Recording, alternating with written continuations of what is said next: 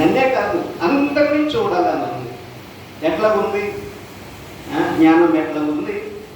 Priscilla అందరూ పేర్లు చెప్పాడు. ప్రతి వాళ్ళ కుటుంబ సభ్యులు పేర్లు చెప్పి అందరినీ చూడాలన్నాడు. ఇప్పుడు ఆయన కూడా వాళ్ళ అన్నగారు కూడా చెప్పాడు, డిసెంబర్ నెలలో మనం అందరం గ్యాదర్ అవుతామని చెప్పాడు. ఆయన కూడా నాకు అదే చెప్పాడు.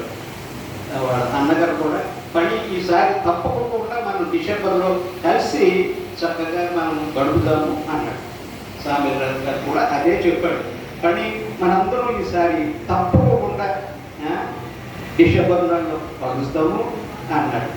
ఈలోగా నేనేమన్నానంటే, నీకు వీలు పడితే ఓసారి నువ్వు మధ్యాహ్నం రండి అంటే తప్పకుండా వస్తాం పని ప్రార్థన చేయి అని అన్నాడు. అదే లాస్ట్ 2 రోజులకి ఇంకా ఆయన ప్రభు సన్నిధిలో వెళ్ళిపోతాడనగా లాస్ట్ ఇయర్ నేను చనిపోవలసినటువంటి వాడిని ప్రభు బ్రతికించి మరి నన్ను సజీవుడిగా ఉంచాడు.